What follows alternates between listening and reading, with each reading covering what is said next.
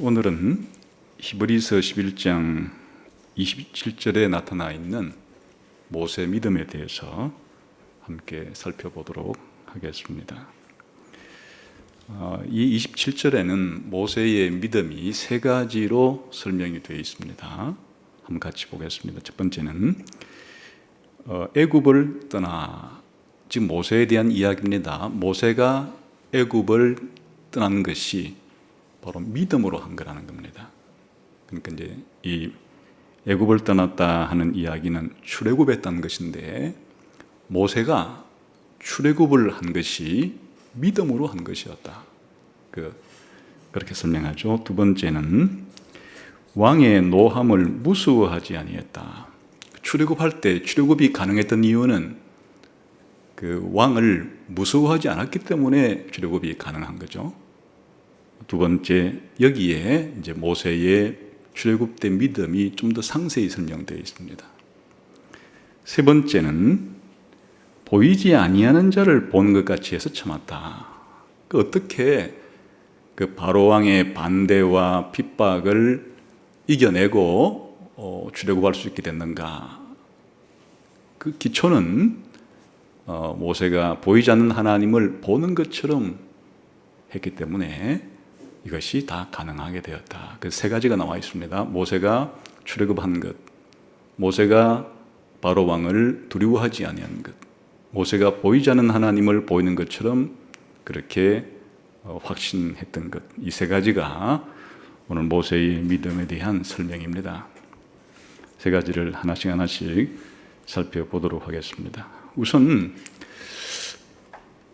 모세가 출애굽할 때 이걸 이제 믿음으로 했다, 그런 말이죠. 모세가 출애굽한 것은 두 번에 걸쳐서 했습니다.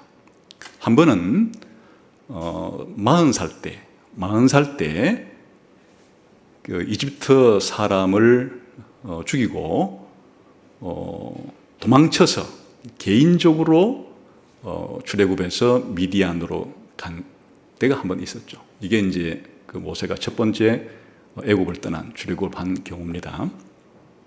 그러나 두 번째 경우는 두 번째 출애굽을 했을 때는 모세 나이 80살 때 혼자만 애굽을 떠난 것이 아니라 이스라엘 백성 전부를 다 데리고 또 영원히 그렇게 애굽을 떠난 출애굽 사건이 있죠.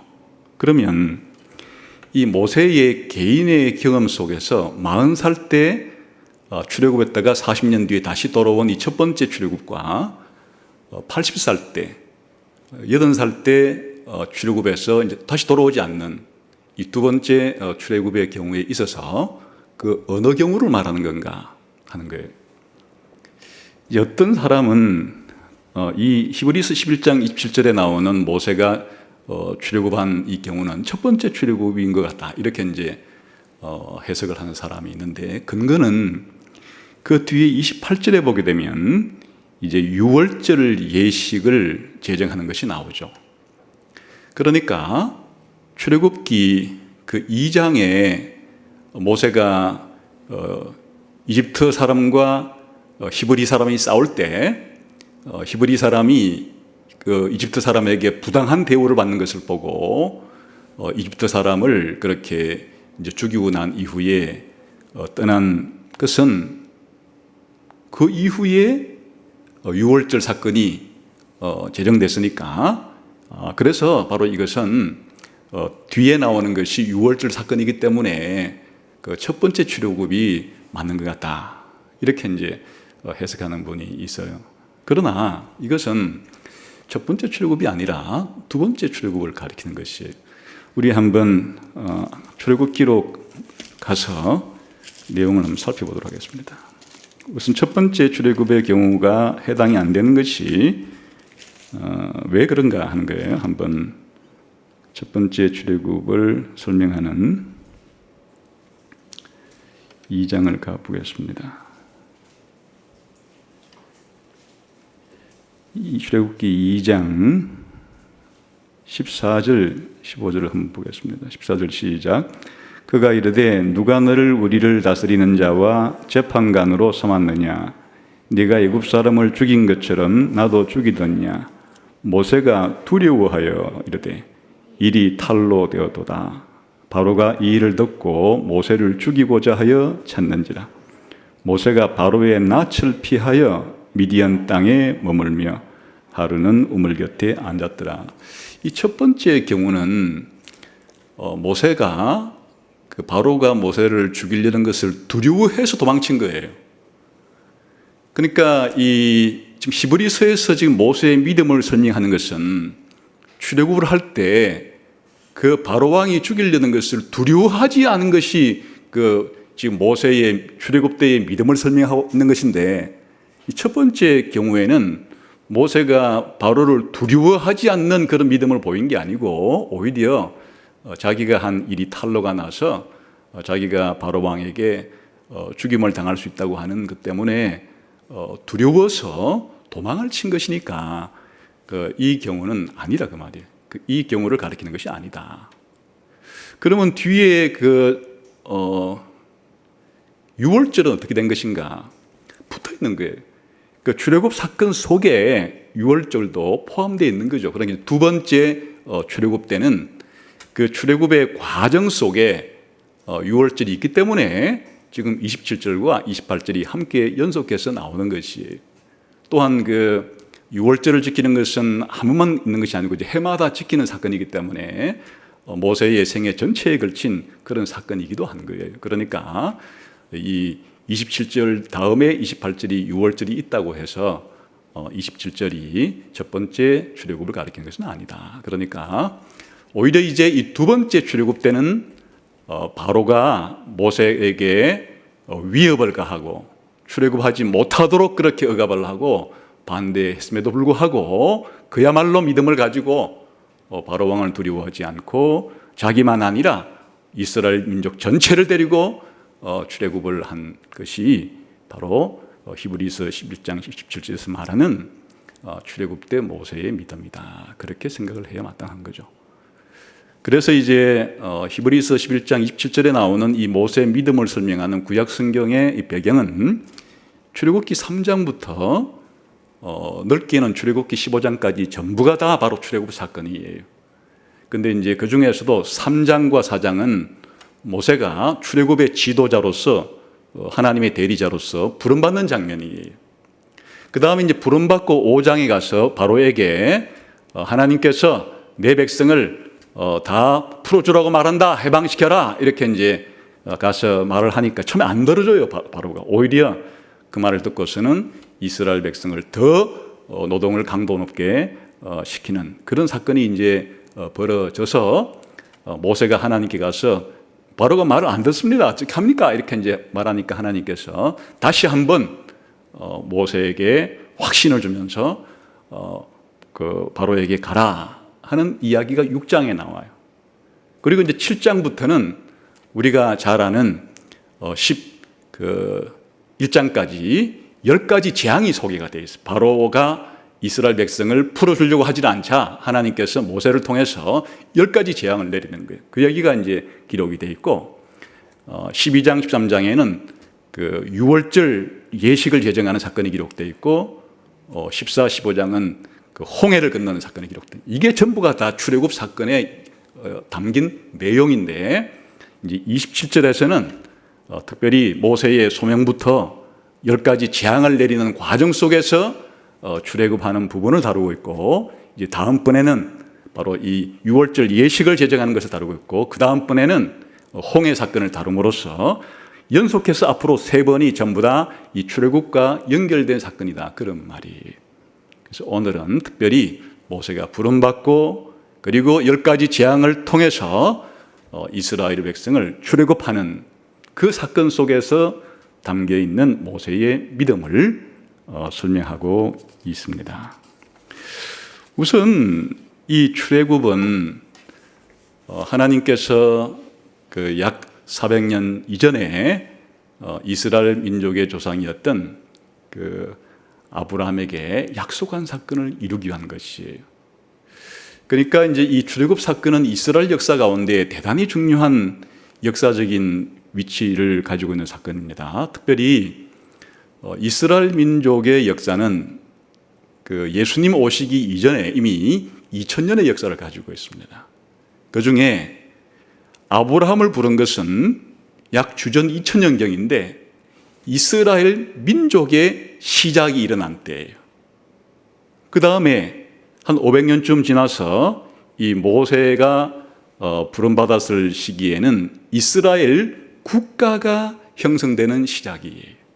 그러니까 이스라엘 역사의 중요한 전환점이 일어나는 시기예요. 그 다음에 이제 뒤에 가서 한 500년쯤 지나가지고 주전 한 1000년 전경쯤 다윗이 부름받는데 이때는 바로 이스라엘 왕국이 시작이 될 때예요. 그리고 또 한 500년쯤 지나서 이 이스라엘 다윗 왕국이 바벨론에게 멸망을 함으로써 이스라엘이 이 왕국이 이제 완전히 무너지는, 그러니까 이스라엘 2000년 역사 가운데 중요한 4번의 전환점이 이루어지는데 그 중에 바로 이스라엘 국가가 형성되는 시기가 바로 모세가 이스라엘 백성들을 애굽에서 출애굽시키고 난 이후에 이제 하나님과 시내산에서 언약을 맺음으로써 이스라엘 국가가 탄생하게 되는 겁니다. 그러니까 이때 바로 이 출애굽 사건은 이스라엘 역사 가운데 500년에 한 번 있을까 말까 한 중요한 사건이 바로 이 출애굽 사건이다, 그런 뜻이. 이때 바로 출애굽의 지도자로서 부름받은 사람이 바로 이 모세죠. 이 출애굽은 무엇보다도 하나님께서 행하신 일이에요.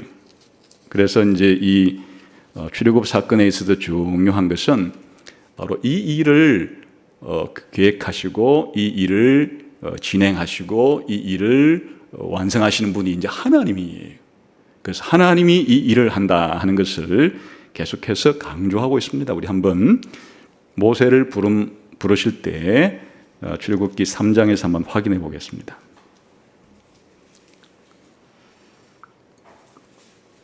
이 출애굽은 근본적으로 하나님이 행하신 것이다 하는 거예요. 한번 3장 6절부터 8절까지 같이 읽어보겠습니다. 시작. 또 이르시되 나는 네 조상의 하나님이니 아브라함의 하나님, 이삭의 하나님, 야곱의 하나님이니라.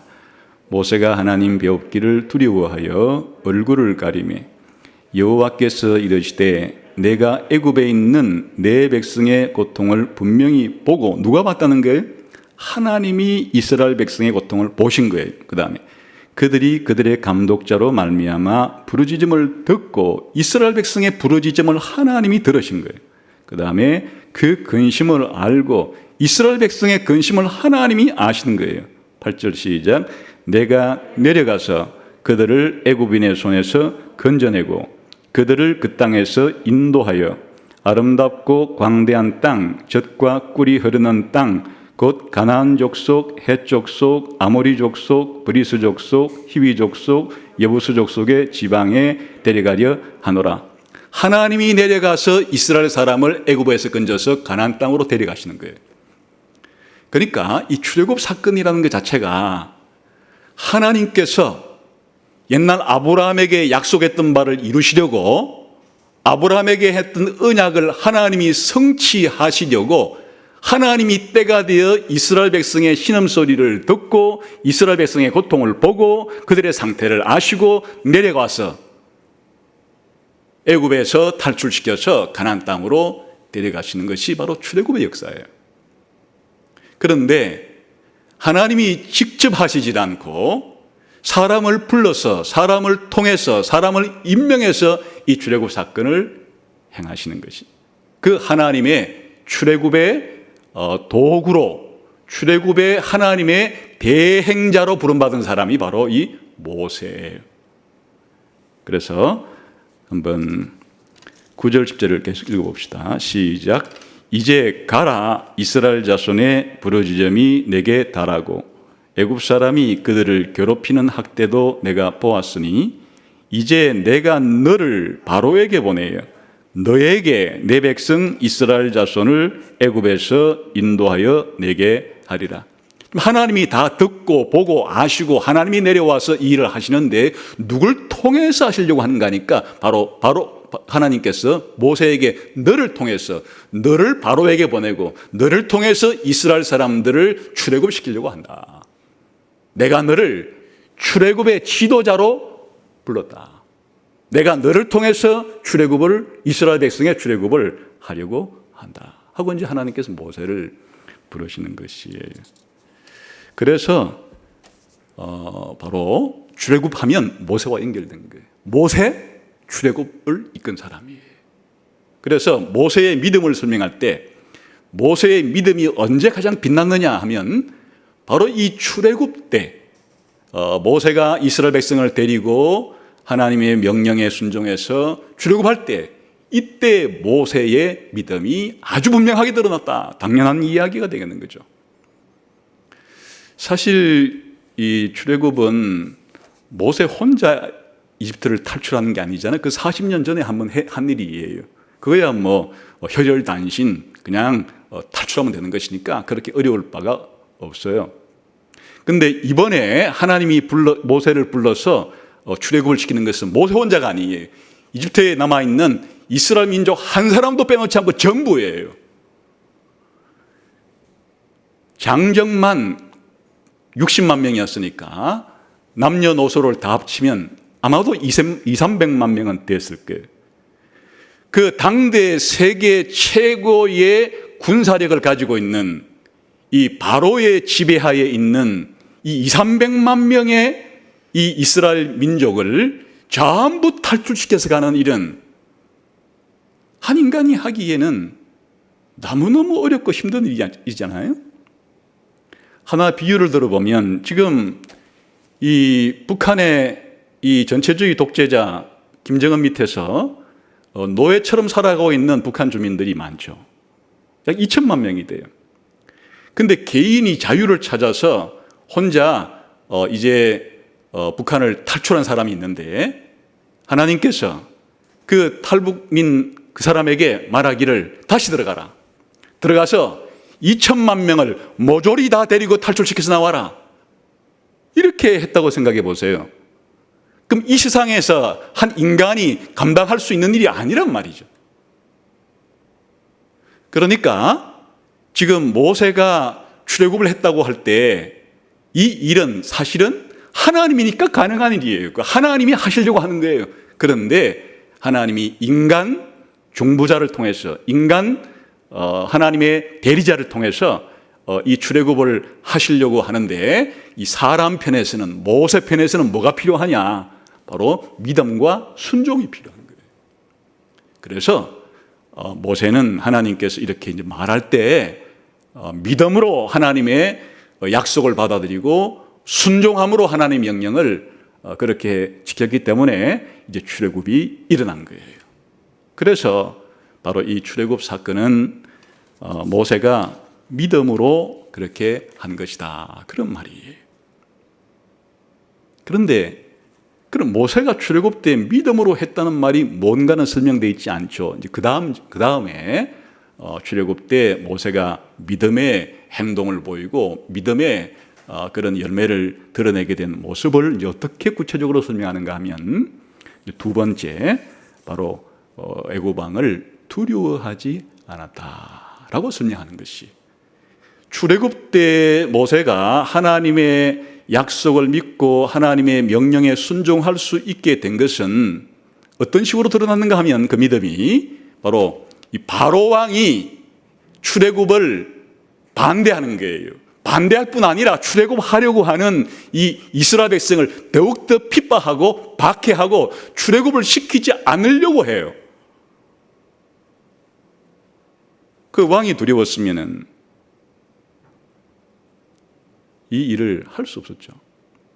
그러나 바로가 10번이나 엄청난 재앙을 퍼부어도 이 쇠심줄처럼 이스라엘 백성을 놓아주지 않고 계속 박해하려고 하고 있는 억압하는 이 바로 왕을 두려워하지 않았기 때문에 모세는 끈질기게 바로 왕의 이런 놓아주지 아니하려고 하는 열정보다도 더 큰 열정을 가지고, 더 큰 열심을 가지고, 더 강력한 힘을 가지고 바로 이 바로 왕의 박해를 견뎌내고 이겨내고 결국에는 이스라엘 백성을 하나님의 뜻에 따라서 출애굽시키게 되었다. 그런 얘기가 되는 거죠.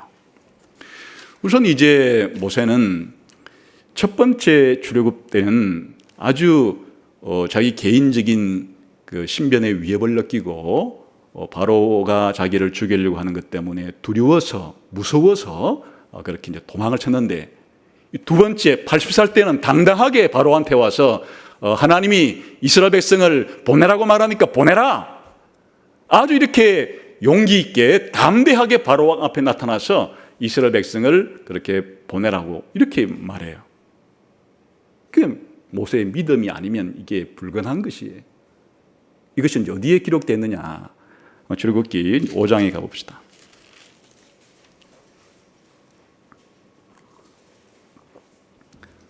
바로를 두려워하지 않는 모세의 모습이 5장 1절에 나오죠.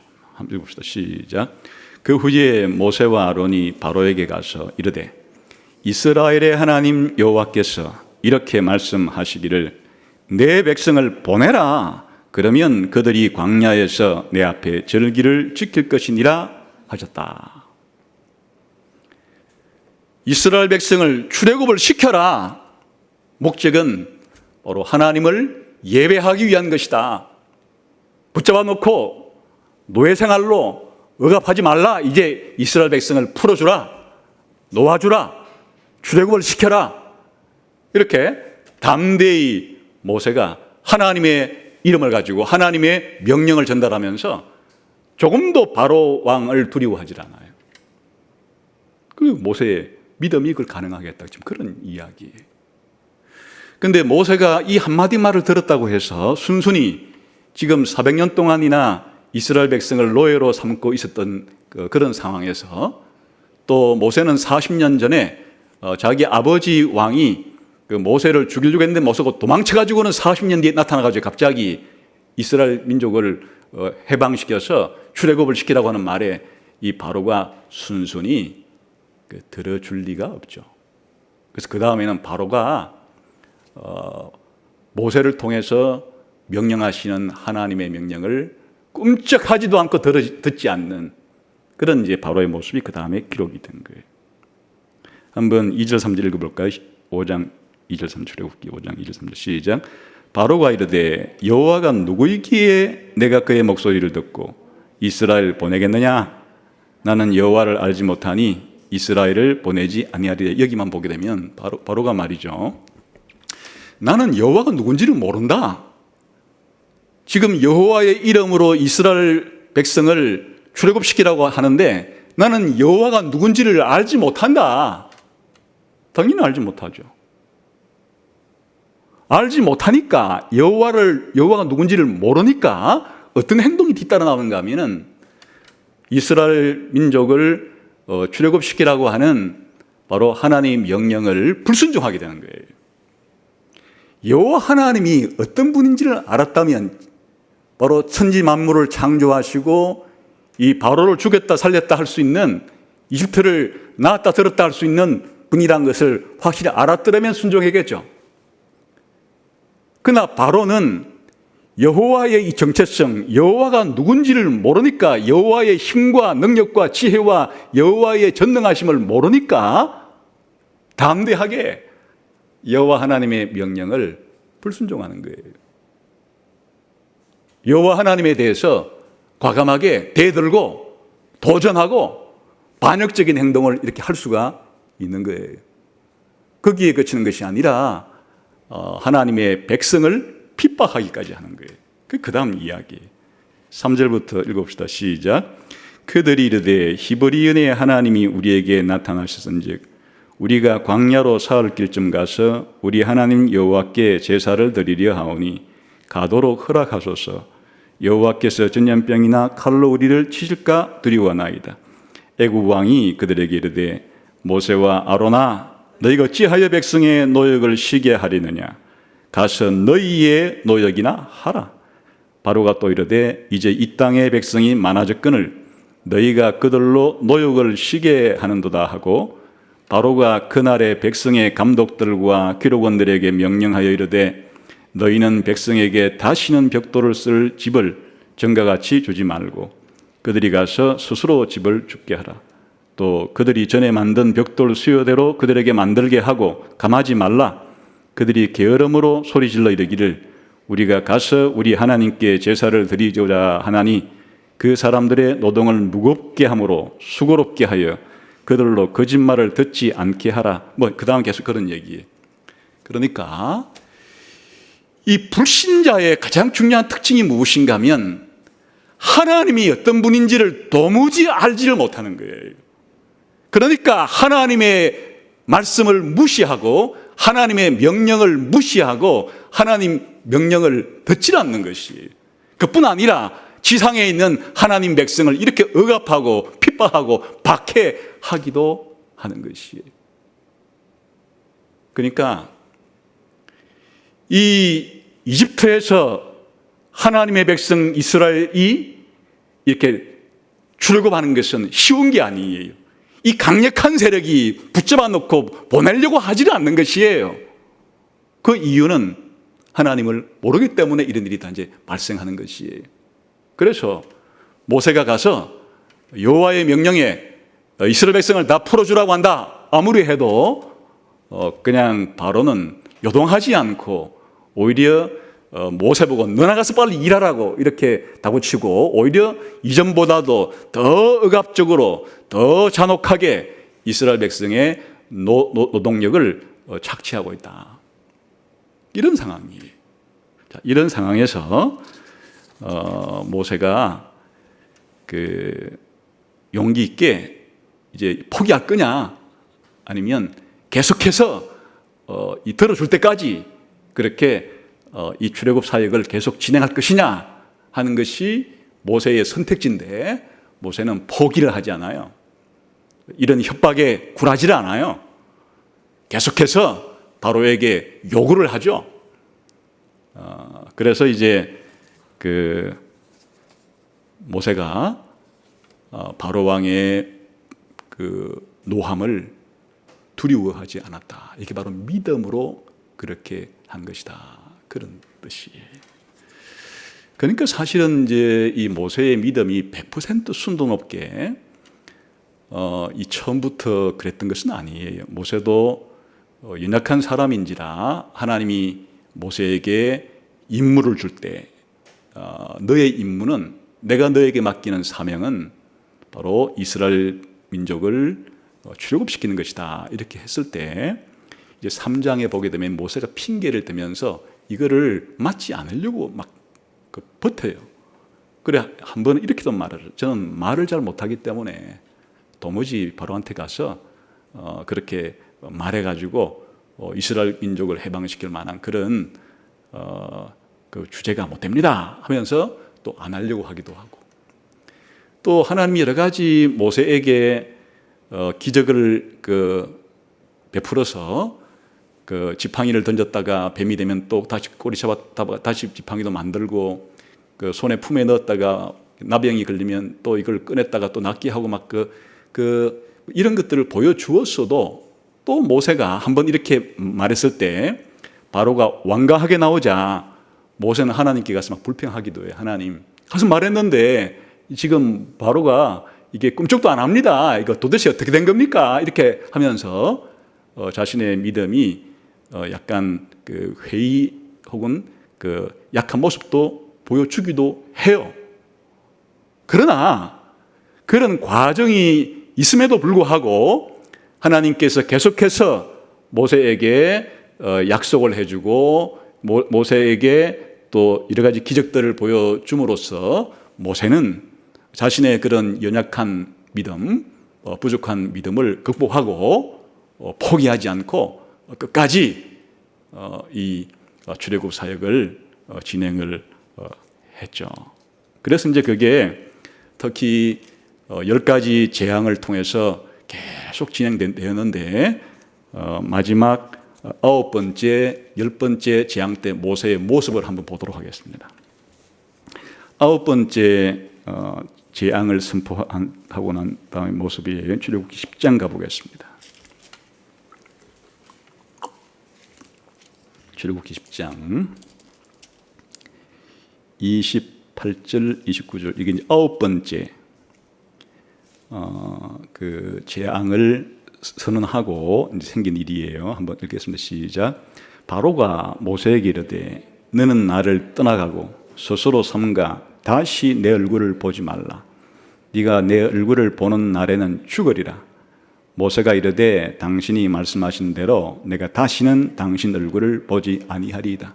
그러니까 지금 이 재앙이 지금 아홉 번째까지 진행되었는데도 이 바로라는 왕이 그 마음이 이 돌멩이 같아서 심지어 오늘날로 말하면 쇠심줄 같아가지고 이 하나님을 잘 알지를 못하고 하나님 불순종하기를 어떻게 한가 하면 너 다시 한번 나타나면 내가 너를 죽여버리겠다. 이렇게까지 바로가 모세가 하는 일에 대해서 지금 진노하고 협박을 가하고 박해를 가하고 이럴 때 모세가 그래? 그럼 다시 당신 얼굴을 볼 일이 없을 거요.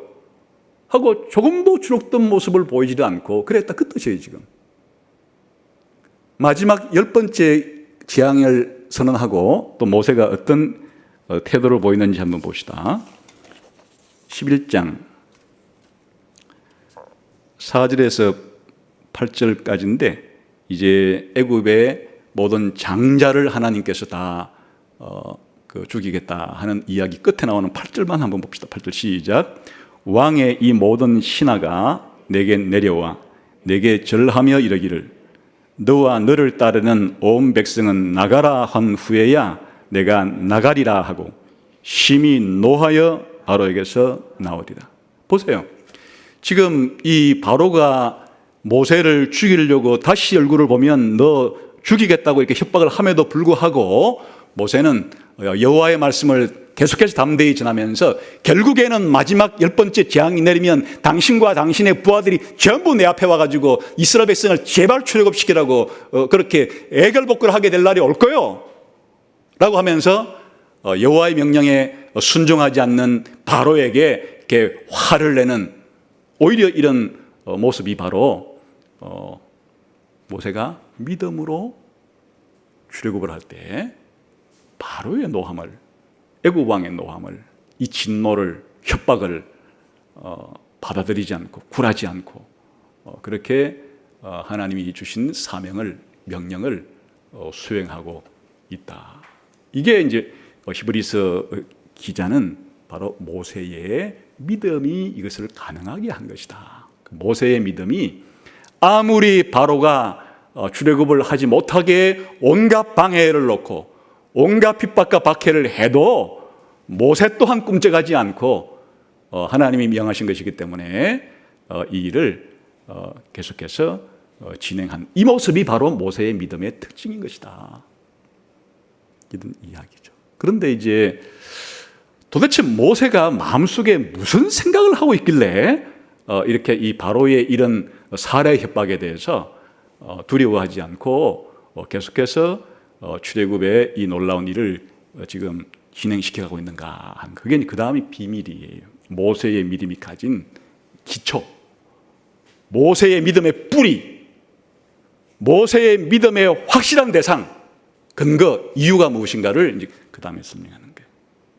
왜 이 바로의 이런 진노에 대해서 핍박에 대해서 굴하지 않을 수가 있었는가? 이제 그 이유는 보이지 아니하는 자를 보는 것 같이 했다. 여기에 보이지 아니하는 자는 하나님을 가리켜요. 보이지 아니하는 하나님을 보는 것처럼 확신했기 때문에 이런 일이 가능하였다. 이렇게 하는 말이죠. 그러니까 이 모든 그 모세의 행동, 모세의 믿음의 행동의 뿌리에는 하나님에 대한 신앙이 있었던 거예요. 하나님은 본질적으로 보이지 않지만 모세는 마치 보는 것처럼 생생하게 하나님을 알고 느끼고 하나님에 대해서 이해하고 하나님에 대해서 약속을 믿고 하나님을 신뢰하고 하나님께 순종했다, 그런 뜻이에요. 그 모든 것은 모세의 하나님에 대한 믿음 때문에 그랬던 것이에요. 그런데 하나님께서는 본질상 보이시지 않죠. 우리 육신의 눈으로는 볼 수 없는 분이에요. 불가시적인 분이에요. 우리 육신의 눈으로 보이는 분이 아니에요.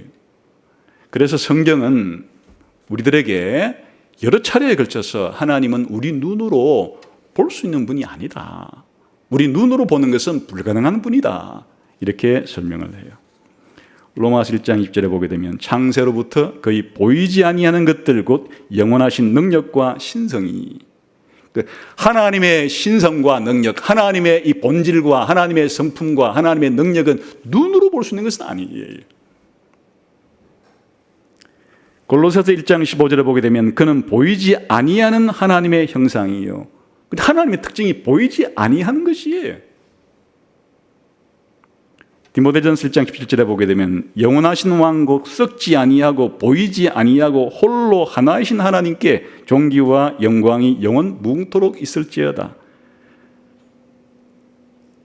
하나님의 중요한 특징 가운데 하나는 우리 인간의 눈으로 볼 수 없다는 것이에요. 그래서 보이지 아니하는 자를, 보이지 아니하는 하나님을 이렇게 말하는 것입니다. 그러나 하나님께서는 우리 육신의 눈으로 볼 수는 없지만 하나님의 백성들에게 자기를 알리세요. 자기를 계시해서 하나님의 신성과 능력이 어떠한지는 알려주는 것이에요. 눈으로 보게 해주지는 않지만은 하나님이 어떠한 분인지에 대해서 하나님의 성품과 하나님의 능력을 바로 하나님 백성에게 계시해주고 알려주어서 그들로 하여금 알 수 있도록 하나님은 해주시는 것이에요. 그래, 이 출애굽 사건의 가장 중요한 핵심은 무엇인가니까 하나님이 자기를 알리시는 것이에요. 하나님이 이스라엘 백성에게도 자기를 알리시고 이집트 사람에게도 자기를 알리세요. 모세에게도 자기를 알리시고 바로에게도 자기를 알리세요.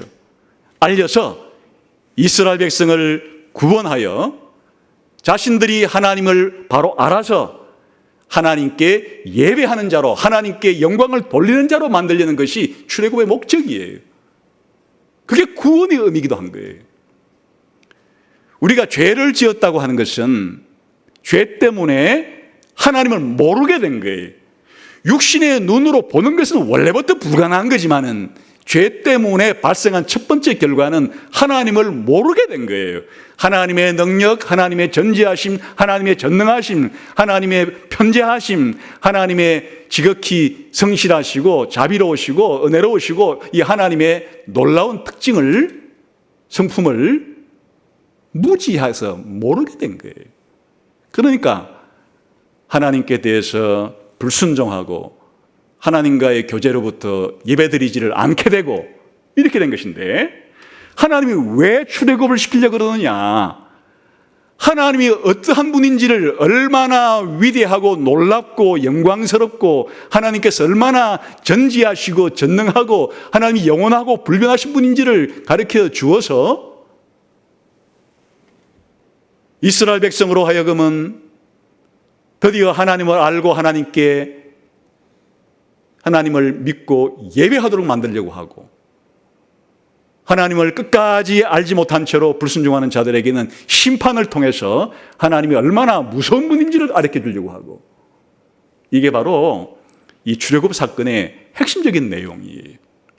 그래서 하나님께서는 바로 이 모세를 부를 때 눈으로 볼 수 있게끔 자신을 알리지는 않지만은 모세에게 눈으로 본 것 같이 알리시는 거예요. 그게 이제 모세를 부르실 때 신현하신 거예요. 이 신현이라고 하는 것은 원래 하나님께 눈으로 우리 인간이 볼 수 있는 하나님은 아니지만은 하나님이 자기를 어떤 모습이라든지 우리 인간의 수준에 맞게끔 자기를 계시하시는 것을 신현이라 부르는 것이에요. 때로는 불 가운데서, 때로는 구름 가운데서, 때로는 폭풍 가운데서 하나님은 여러 가지 방식으로 자신을 분명히 자신의 어떤 분인지를 알려주는 것이에요. 그래, 하나님이 출애굽을 시킬 때 제일 먼저 한 일은 모세를 불러서 자기를 알려주는 거예요.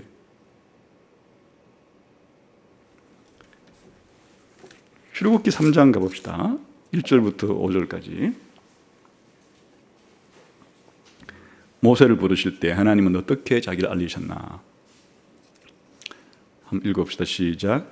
모세가 그의 장인 미디안 제사장 이드로의 양떼를 치더니 그때를 광야 쪽으로 인도하여 하나님의 산 호렙에 이름에, 이게 여기서 이제 호렙 산이라는 것은 우리가 흔히 아는 신의 산을 가리키는 겁니다. 어느 날 모세가 40년 동안 이제 그 도망쳐가지고 좀 이드로의 집에서 그 목자 생활을 하고 있는 중에 한 번은 우리가 알고 있는 신의 산까지 양떼를 좀 몰고 왔다는 얘기죠. 2절 시작. 여호와의 사자가 떨기나무 가운데로부터 나오는 불꽃 안에서 그에게 나타나시니 그가 보니 떨기나무에 불이 붙었으나 그 떨기나무가 사라지지 아니하는지라. 이에 모세가 이르되 내가 돌이켜 가서 이 큰 광경을 보리라. 떨기나무가 어찌하여 타지 아니하는고 하니. 놀라운 일이 벌어진 거예요. 광야에서 지금 이 야생 아카시아 나무라고도 할 수 있는데 이게 이제 너무 마르면 불이 붙을 수도 있죠. 그럼 우리가 알다시피 나무에 불이 붙으면 조금만 있으면 다 타버리고 없어지는 거예요. 그런 장면들을 몇 차례나 광야에서 목동 생활하면서 봤을 텐데 이번 경우에는 이 떨기나무에 불이 붙었는데 이 사라지질 않고 계속 불이 붙어 있는 거예요. 그러니까 이거는 보통 자연현상이 아니죠. 그래서 도대체 무슨 일이 일어났나 하고 지금 모세가 불 붙는 떨기나무로 다가왔을 때 이제 여호와께서 어떻게 하는지 4, 5절 시작. 여호와께서 그가 보려고 돌이켜 오는 것을 보신지라. 하나님이 떨기나무 가운데서 그를 불러 이르시되 모세야 모세야 하시매 그가 이르되 내가 여기 있나이다. 하나님이 이르시되 이리로 가까이 오지 말라. 네가 선 곳은 거룩한 땅이니 내 발에서 신을 벗으라. 지금 하나님이 모세에게 자기를 알려주시는데 아주 특이한 방식으로 불 붙는 타지 않는 떨기나무에서 이 모습으로 모세에게 자기를 알려주시는 거예요. 왜 이런 모습으로 했을까? 뭐 해석이 여러 가지 있을 수 있겠지만은 기본적으로 생각할 수 있는 것은 일반적으로 불타서 없어지는 이런 나무의 모습이 아니라 끊임없이 불타고 있는 이런 모습을 통해서 일단은 하나님께서 초월적인 분이라는 것, 우리 인간으로서는 범접할 수 없는 거룩하신 분이라는 사실을 이 장면을 통해서 일단 보이는 거예요. 그게 그 다음에 나오는 네가 선 곳은 거룩한 곳이니 신을 벗으라 하는 이야기. 바로 거룩하신 하나님, 인간과 모든 피조물을 초월하시는 영광스러운 거룩하신 초월하신 하나님을 보여주기 위해서 눈으로 지금은 보고 있지만은 하나님의 이 성품을 가르쳐주기 위한 것이, 하나님은 바로 거룩한 분이시다. 네가 선 자리는 거룩하니까 신발 벗으라. 이 얘기는 바로 이 신발을 안 신는 사람들이 당대의 노예이기 때문에 바로 하나님이 주인이고 모세는 그 거룩하신 하나님의 종이다 하는 사실을 지금 확인시켜주는 그런 작업인데, 특별히 이와 같이 불붙는 떨기나무를 통해서 보여신 것은 하나님의 이와 같은 거룩함과 영광을 보여주는 동시에 그 속에 담겨있는 의미는 하나님은 자존하시고 하나님은 영원하시고 하나님은 스스로 모든 것에 충분하신 이런 모습을 그 불붙는 떨기나무를 통해서 사실은 간접적인 것이죠. 지금 그 떨기나무가 하나님이 아니기 때문에 그 불붙는 떨기나무를 통해서 하나님이 자기를 계시해 주시는 것은 이런 거라, 그런 말이에요. 물론 여기에 여호와의 사자가 불렀다는 이 여호와의 사자는 다음에는 여호와로도 되고 여호와의 사자이기도 하고, 바로 이분은 나중에 구약 성경에 통해서 보게 되면 신약 시대에 오실 예수님이 구약 시대에 사람에게 나타날 때 여호와의 사자의 모습으로 나타나는 경우가 있는데, 바로 신약시대 예수님의 그런 경우라고 해석을 한다면 예수님의 모습에 대한 일종의 중요한 그 내용을 담고 있을 수도 있을 것이에요. 예수님이 하나님의 심판을 받았으나 그 심판에 멸망당하지 않고 영원히 부활하여 영원한 그와 같은 양면성을 말하는 것일 수도 있어요. 어쨌든 여기에 모세로서는 평생 잊을 수 없는 충격적인 하나님에 대한 인식이 이 모세의 떨기나무 가운데 부르시는 하나님의 모습을 통해서 하나님에 대한 생각이, 하나님에 대한 이해가 생기는 거란 말이죠. 하나님은 보통 사람과 다르다는 것을 하나님은 가르쳐 주었고 모세는 이걸 알게 되는 것이에요. 그 다음에 이제 이어지는 대화 가운데 모세가 이렇게 물어봐요. 하나님, 제가 그러면 하나님께서 저보고 이스라엘 백성에게 가서 하나님이 이제 여러분들을 출애굽시키려고 하신다, 나를 통해 사시려고 한다, 이렇게 말할 때 이스라엘 백성이 도대체 네가 하나님 봤다 그러는데 그 하나님이 누구냐, 이렇게 하나님 이름이 뭐냐 물어보면 제가 어떻게 대답할까요? 그 이름이 무엇이냐라고 하는 것은 그 존재의 본질을 가리키는 것이에요. 하나님이 어떤 분이냐라고 말할 때 어떻게 말할까요? 라고 하니까 하나님의 이름을 어떻게 알려주죠? 이렇게 할 때 이제 유명한 우리가 여호와라고 부르는, 혹은 이제 발음상 야훼라고 부르기도 하는 그 여호와 하나님이 나를 여호와라고 알려줘라. 그 이름의 뜻은 나는 스스로 존재하는 자니라, 이런 얘기가 나오죠. 우리 한번 조금 뒤에 지나서 13, 14, 15 출애굽기 3장 13, 14, 15 한번 읽어볼까? 시작. 모세가 하나님께 아뢰되 내가 이스라엘 자손에게 가서 이르기를 너희의 조상의 하나님이 나를 너희에게 보내셨다 하면 그들이 내게 묻기를 그의 이름이 무엇이냐 하리니 내가 뭐라고 그들에게 말하리까? 하나님이 모세에게 이르시되 나는 스스로 있는 자이니라. 또 이르시되 나는 이스라엘 자손에게 같이 이르기를 스스로 있는 자가 나를 너희에게 보내셨다 하라. 하나님이 또 모세에게 이르시되 너는 이스라엘 자손에게 같이 이르기를 너희 조상의 하나님 여호와 곧 아브라함의 하나님, 이삭의 하나님, 야곱의 하나님께서 나를 너희에게 보내셨다 하라. 이는 나의 영원한 이름이요 대대로 기억할 나의 칭호니라. 지금 하나님 모세에게 가르쳐 주는 거예요. 자신을 여호와라는 이름이 자신의 영원한 이름인데 이 이름 속에 담긴 의미가 바로 나는 스스로 존재하는, 영어로 말하면 I am who I am. 번역하기가 굉장히 어려운 말이기도 하고, 또 이 도대체 여호와라는 말의 의미가 뭐냐, 나는 나다 이 말의 의미가 뭐냐 하는 것은 엄청난 분량의 그런 연구들이 있지만, 한마디로 말하면 우리가 여기에서 바로 이 존재, 있다라고 하는 존재의 동사를 가지고 하나님이 자기를 설명하는데 영원히 계신 분이라 그 뜻이죠. 나중에 계시록에 가게 되면 이제도 계시고 전에도 계시고 장차 오실 분이라고 풀어쓰기 하는 거예요. 과거에도 계시고 현재에도 계시고 미래에도 계실 영원히 존재하는 영원 불변하신 분, 스스로 존재하시는 분, 다른 누구의 도움도 없이 스스로 독립적으로 모든 것이 만족하게 스스로 충족할 수 있는 그런 분, 최소한 이런 의미를 가지고 있는 것이에요. 거기다가 여호와는 바로 아브라함과 이삭과 야곱에게 약속한 그 아브라함 언약을 지키시는 분이라고 하는, 언약을 약속을 했을 뿐 아니라 언약을 지키고 성취하시는 분이라고 하는, 다시 말하면 구원자라고 하는 그런 의미가 담겨 있는 거예요. 하나님 자기 계시해 주는 거예요. 이렇게.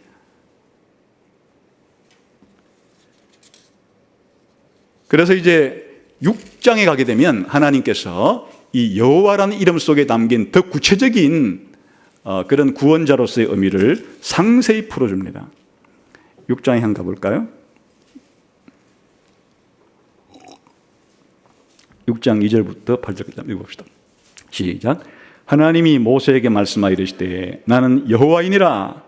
내가 아브라함과 이삭과 야곱에게 전능의 하나님으로 나타났으나 나의 이름을 여호와로는 그들에게 알리지 아니하였고 가나안 땅 곧 그들이 거류하는 땅을 그들에게 주기로 그들과 하였더니 이제 애굽 사람이 종으로 삼은 이스라엘 자손의 신음소리를 내가 듣고 나의 언약을 기억하노라. 이게 중요한 사실은 하나님 어떤 분이라고요? 아브라함에게 한 언약을 기억하고 이제 반드시 이것을 지키려고 하시는 분이시다. 그런 뜻이죠. 그 다음에 6절 시작. 그러므로 이스라엘 자손에게 말하기를 나는 여호와라. 내가 애굽 사람의 무거운 짐 밑에서 너희를 빼내며 그들의 노역에서 너희를 건지며. 이건 뭔가 하면요, 하나님이 바로 여호와라고 하는 이 말 속에 언약을, 아브라함 언약을 지킨다는 말 속에 중요한 것은 이들을 구원하려고 하는 것인데, 구원의 의미가 뭐냐? 바로 애굽 사람의 무거운 짐 밑에서 빼내고 그들의 노역에서 건지는, 요즘 말로 말하면 해방과 자유예요. 하나님이 해방과 자유를 주시는 분이에요. 그 다음에 편팔과 여러 큰 심판들로서 너희를 속량하며, 속량은 구속이라는 말이에요. 노예시장에서 값주고 노예를 사는 거예요. 그 다음에 7절 시작. 너희를 내 백성으로 삼고 나는 너희의 하나님이 되리니. 하나님이 이스라엘 백성의 아버지가 되고 왕이 되신다는 말이에요. 언약을 통해서 이스라엘 백성의 아버지가 되시고 이스라엘 백성의 왕이 되시는, 그게 바로 구원이에요. 8절 시작. 내가 아브라함과 이삭과 야곱에게 주기로 맹세한 땅으로 너희를 인도하고 그 땅을 너희에게 주어 기업을 삼게 하리라. 나는 여호와니라. 계속해서 나는 여호와니라, 나는 여호와니라, 나는 여호와니라, 나는 여호와니라고 말하면서 나는 여호와가 뭘 하는 분인가를 설명해요. 나는 아브라함에게 했던 그 약속을 이제 지키려고 하는 분이다. 그래서 너희를 저 이집트의 종살이로부터 해방과 자유를 시키려고 한다. 다시 말하면 너희를 값주고 살려고 한다. 그리고 바로 너희를 내 백성으로 만들고 내 자식으로 삼으려고 한다. 그리고 너희들에게 약속한 가나안 땅을 주려고 한다. 이게 바로 여호와가 행하시는 일이에요. 달리 말하면 구원을 이스라엘 백성에게 베푸시는 분이라, 그 뜻이에요. 그러나 이제 이 다음부터는 저 바로와 이집트 사람에게는 10가지 재앙을 내리기 시작하는 거예요. 이 10가지 재앙의 의미는, 그 재앙의 내용 자체가 나일강을 피로 만들고 깨구리들이 올라와서 사람 살기 힘들게 만들고 이가 들끓게 만들고 또 파리가 들끓게 만들고 이 각종 생축들이 질병에 걸리고 또 사람과 가축이 독종에 걸리고 그리고 우박이 내리고 메뚜기 떼가 덮쳐서 사람들이 살 수 없게 되고 아주 해를 가려서 어둡게 만들고 장자를, 하나님께서 애굽의 모든 장자를 죽이시는 이런 것들이 뭘 의미하느냐?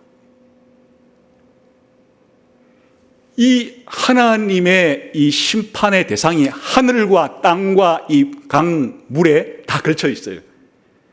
하나님이 창조한 모든 영역에 걸쳐서 이 심판이 이루어져요. 그러니까 이 이야기는 하나님이 이 모든 우주 만물의 창조자시다, 주권자시다, 그런 뜻이에요. 하나님의 주권에서 벗어난 것이 있을 수가 없어요. 하나님이 이 우주와 만물을 만들었기 때문에 이 10가지 재앙을 통해서 보이는 각종 여러 가지 영역들과 그 안에서 일어나는 모든 사람과 가축은 전부 다 하나님이 세상을 만들었고 하나님이 이들을 주관하시고 심지어 이들을 심판하실 수 있는 심판자이기도 하시다 하는 사실을 보이는 데 목적이 있는 것이에요. 뿐만 아니라 여기에 마지막 10번째 재앙이 보여주고 있듯이 하나님은 바로와 이집트 사람들을, 바로 하나님의 백성을 핍박하고 하나님을 믿지 않는 바로 하나님의 원수이자 하나님 백성의 적들을 하나님께서 심판하신다는 걸 보여주는 거예요. 더 나아가서 여기에 나오는 10가지 이 재앙들은 전부 다 이집트 사람들이 믿고 있는 신들을 하나님이 심판하는 것이기도 한 거예요. 이집트 사람들은 당시에 이런 파리신을 믿고 또 나일강 신을 믿고 뭐 이런 식으로 각종 그 신들을 믿었는데 그들을 하나님께서 심판한다는 것은 하나님이 그들보다 뛰어난, 바로 그들을 이집트 사람들이 자기들이 신으로 믿고 있는 존재들을 다 하나님이 심판하기 때문에 하나님이 그들의 신을 다 보다 높으신 분이라는 사실을 알려주는 목적이 있기도 하다. 그러니까 이게 보이지 아니하는 하나님이 자기를 보여주시는 방법이에요. 눈으로 보여준다는 말이 아니라 이와 같이 하나님은 영원하고 불변하고 하나님은 자존하시고 하나님께서는 전지후하시고 전능하시고 하나님께서는 온 세상의 창조자이자 하나님 백성들을 언약을 맺으시고 구원하시는 분이자 하나님 백성이 아닌 자들을 하나님은 심판하시고 세상에 심지어는 이집트의 신 그 배후에 있는 사단까지도 심판할 수 있는 그런 분이라는 사실을 하나님은 바로 이 출애굽 사건을 통해서 모세에게 보여주었기 때문에 모세는 눈으로는 볼 수 없지만 이 하나님이 계시해 주신 이 하나님을 눈으로 본 것처럼 확실하게 알았다 그런 말이, 이해했다 그런 말이, 그리고 그 하나님께 자기의 믿음을 두고 신뢰를 두고 순종했다 그런 말이 보이지 아니하는 하나님을 보는 것처럼 했다 그런 뜻이. 이게 믿음이 뭐냐? 하나님은 인생이 아니시고 피조물이 아니시고 피조물을 창조하신 초월자 하나님, 거룩하신 하나님, 영광의 하나님, 전지하시고 전능하시고 영원불변하시고 편지하시고 그런 하나님이 자기 백성을 구원하시기 위해서는 언약을 맺으시고는 반드시 약속을 하고 약속을 지키시는 신실하신 하나님, 지킬 수 있는 능력이 많으신 분임을 믿는다, 안다. 그것이 바로 보이지 않는 하나님을 보는 거예요. 그뿐 아니라 하나님이 약속한 백성만 구원하시는 것으로 끝나지를 않고 하나님을 믿지 않고 하나님을 알지 못한 채로 하나님께 불순종하고 하나님 백성을 핍박하는 바로와 이집트 백성, 그 배후에 있는 이집트 신들까지도 하나님이 심판할 수 있는 분이시다 라고 하는 사실을 믿었기 때문에 그런 바로쯤이야. 바로가 아무리 출애굽하지 말라고 방해한다고 할지라도 핍박한다 할지라도 거기에 따를 수가 없는 거죠. 그래서 이 출애굽 신앙, 모세가 출애굽할 때 보인 신앙은 사실은 지금까지 아브라함과 이삭과 야곱과 요셉이 보던 신앙과 다를 바가 없는 거예요. 기본적으로 하나님의 하나님 되심을 믿은 거예요. 또 하나님이 자신의 백성을 구원하실 때 아브라함과 아브라함의 후손을 구원하시겠다는 약속을 반드시 지키시고 지킬 수 있는 분이라는 걸 믿는 거예요.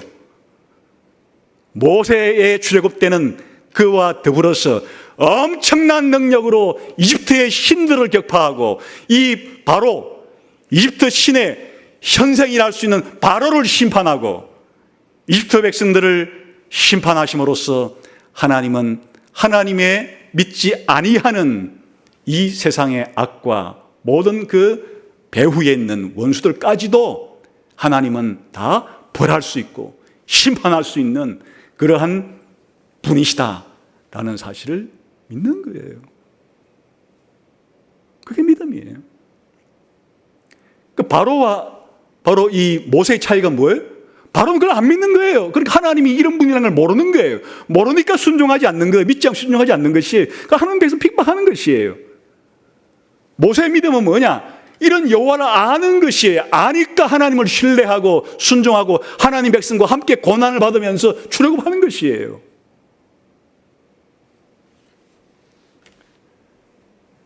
이것은 오늘 우리 신약 시대에도 다를 바가 없어요. 바로 이 모세 시대의 출애굽은 예수님께서 우리를 죄와 죽음과 사단의 지배로부터 자유롭게 해방시켜서 영원한 천국에서 영원 무궁토록 하나님을 예배할 수 있도록 만드시는 것이 구원인데, 구약시대 때 이 모세의 출애굽 사건은 앞으로 오실 예수님의 이런 구원을 가장 거시적으로 가장 장엄하게 이 전시실을 만들어서 시청과 교육실을 만들어서 앞으로 오실 예수님이 이렇게 우리를 구원하실 거라고 하는 것들을 보여주는 모형인 것이에요. 이때 우리 신자들도 모세와 같은 믿음이 필요한 것이에요.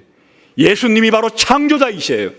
예수님은 영원 불변하시고 영생 무궁토록 이 모든 세상의 주권을 가지고 계신 분이고, 예수님을 통해서 우리가 구원받고 예수님은 장차 모든 불신자들을 심판하실 분이에요. 그렇게 예수님을 믿는 것이 신자 믿음이에요. 출애굽 신앙이에요. 그럴 때 우리가 이 땅에 살아갈 때 우리로 하여금 신앙생활을 하지 못하도록 막는 사람이, 그게 부모님이든 자식이든 형제든 친구든 직장에 있는 고참이건 아니면 국가의 정부든지 간에 어느 누구도 우리로 하여금 이렇게 예수님 믿고 이 출애굽 해방과 자유를 얻으려고, 구원을 얻으려고 우리를 아무리 핍박하고 박해하고 그렇게 하지 못하도록 한다고 할지라도 그런 사람들의 말에 굴복할 수가 없죠. 왜냐? 모세가 가졌던 보이지 않는 하나님을 보이는 것처럼 믿었듯이 지금 예수님께서 하나님 보좌편에 계시지만 눈으로 볼 수는 없지만 우리 신자들은 예수님이 바로 그러한 분이라는 사실을 믿기 때문에 오늘도 참을 수가 있다. 모세가 모든 박해의 과정을 참으면서 출애굽을 이루어냈던 것처럼 우리들도 영원한 천국에 이르는 출애굽의 완성이 있을 때까지 그렇게 참으면서 인내하면서 오늘도 신앙생활할 수 있는 것은 보이지 않는 그리스도를 보는 것처럼 하면서 살아가는 그런 신앙이 바로 출애굽 신앙이다. 모세가 보여준 이런 출애굽 신앙이 오늘 저와 여러분에게도 풍성하게 강력하게 여러분의 믿음으로 자리 잡게 되기를 주님의 이름으로 축원합니다. 기도하겠습니다.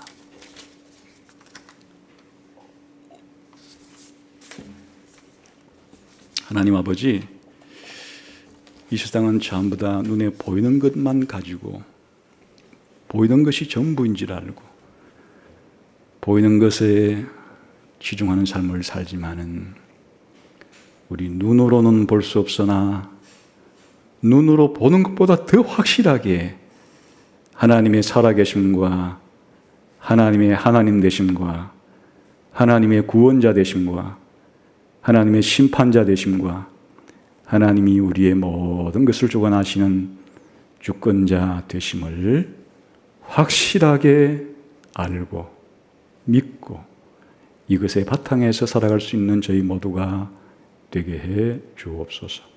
예수님 이름으로 기도하옵나이다. 아멘.